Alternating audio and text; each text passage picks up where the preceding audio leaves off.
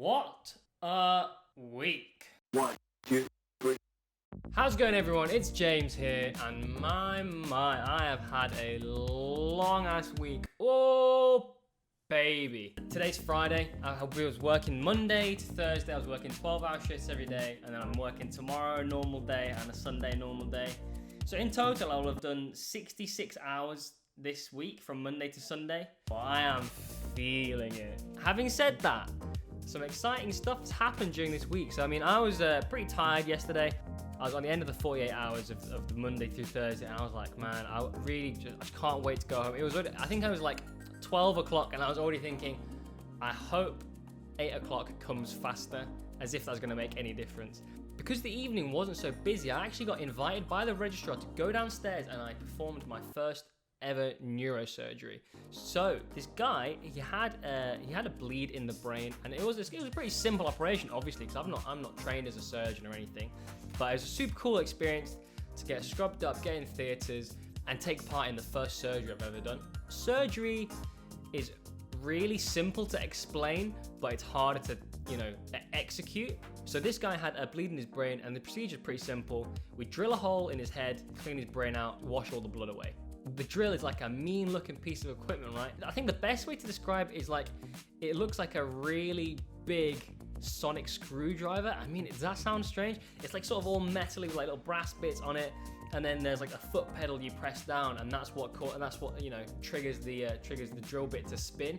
So you put the drill on, and you've got to make sure. So the way he says it is it's perpendicular in two planes. So that basically means that it's at a right angle, and you literally just press the pedal, drill into the head, and just keep pressing until it hits the dura. And the drills, it's a smart piece of equipment. Obviously, you're not going to just use like your dad's power drill to go at this. So it automatically stops when you hit the dura, cut the dura, and then we're literally just washing the brain out. So we actually cut 2 holes in this chap. So we put the water down one hole, and it literally just like sort of squirts the blood out the other side. And we just keep doing that until it washes the majority of the blood, if not all the blood.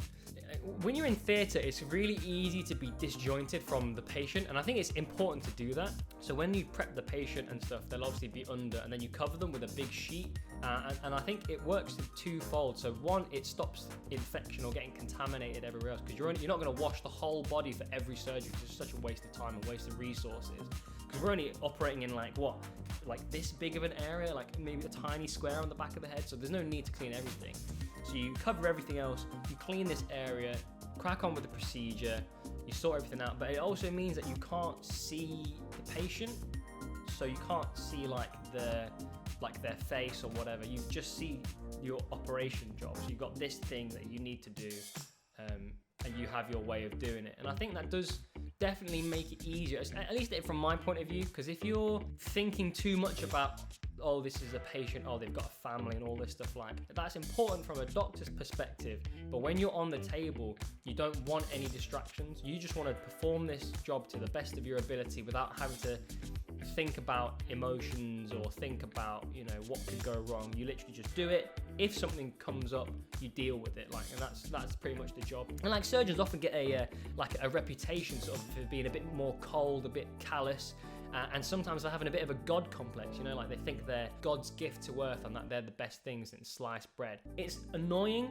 in some respects, but also I kind of see it like it's just a personality trait that you need to be able to succeed in that field. If you don't think that you're the best thing and you're the best at this job, and when you're doing it, that little lack of confidence can easily set you back, or you make a mistake, and that could be fatal in that situation.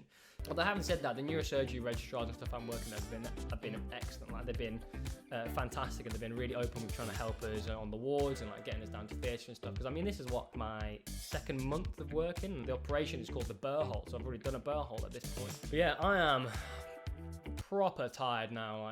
I think for me, actually, the worst thing about working the 12-hour day is that you start at the same time as everyone else, but then it gets to 5 o'clock and everyone else goes home, and so you're on your own for that period between 5:30 to 8. And it's not even the work, because most of the work's done by that point. It's sort of just being lonely, because working with your team is great, and being able to sort of chat to your colleagues or your friends and stuff, and sort of just get through the day together, because it's just a team effort.